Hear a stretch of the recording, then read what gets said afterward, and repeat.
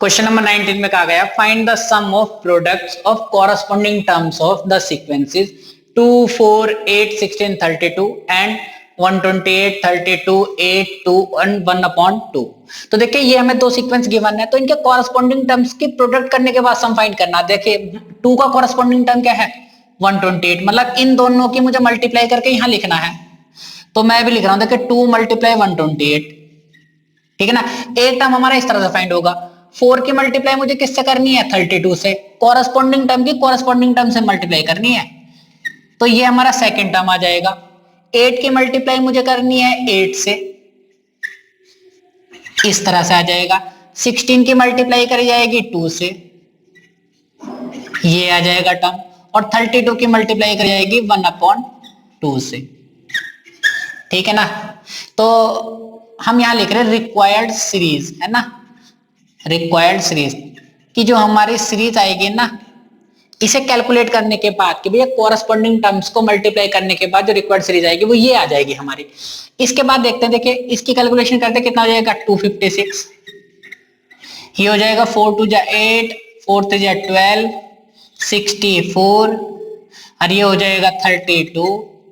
और ये हो जाएगा हमारा 60। अब आप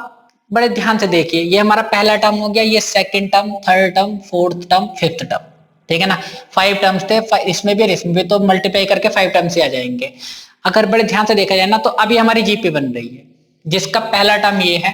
सेकंड टर्म ये। आप देखिए सेकंड टर्म के अपॉन में फर्स्ट टर्म रखिए तो 1/2 आ जाएगा, 128 2 256। थर्ड टर्म के अपॉन में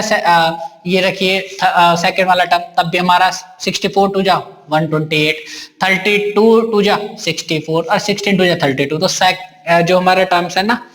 ये किस तरह से आ रहे हैं, जीपी में आ रहे हैं, कि मतलब हमारा जो कॉमन रेशियो आ रहा है हर एक टर्म्स के बीच का, वो 1/2 आ रहा है। तो यहाँ लिख रहे हैं हियर, अब इनका हमें सम फाइंड करना है, तो लिख रहे हैं हियर a इक्वल टू हमारा कितना जाएगा 256। किसी भी जीपी का पहला टर्म हमारा a होता है, ठीक है ना, और फिर r क्या होता है, कॉमन रेशियो वो होता है सेकंड टर्म, और अपॉन में क्या जाता है फर्स्ट टर्म 256, 128 2 जा 256 इक्वल टू 1/2, ठीक। और टर्म्स हमारे कितने 1 2 3 4 5, तो n हमारा है 5, so S N equal to, R हमारा 1 से छोटा है, तो जब भी हमारा r की वैल्यू 1 से छोटी होती है तो हमारा फॉर्मूला सम का ये वाला लगता है, तो लिखेंगे a 1 माइनस आर की पावर n, और अपॉन में आ जाएगा 1 माइनस आर। a हमारा कितना है 256, 1 माइनस आर की जगह हम कितना पुट करेंगे 1/2, और उसकी पावर हो जाएगी 5, अपॉन में 1 माइनस 1/2, ये हमारा S5 हो जाएगा। तो S5 इक्वल टू 256 ऐसे रहा,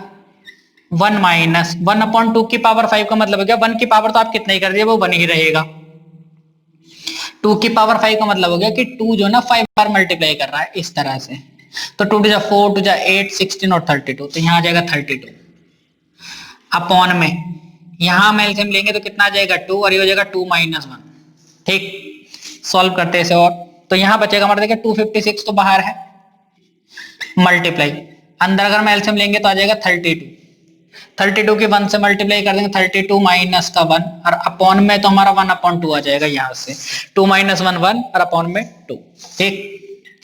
ये जो 2 था ना सबसे ऊपर मल्टीप्लाई करेगा तो 256 के पास चला जाएगा, 256 मल्टीप्लाई, इसे सॉल्व करते कितना है 31, और अपॉन में 32, अभी नहीं करे चलिए 1/2 हमने ऐसे रहने दिया, 32 से ये कटेगा 8 बार, 32 8 जा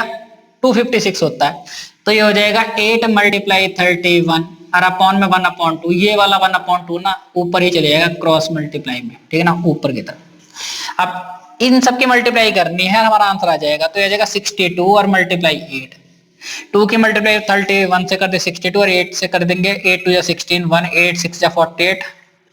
49, तो इन सभी टर्म्स का जो सम हो जाएगा ना हमारा वो आ जाएगा 496।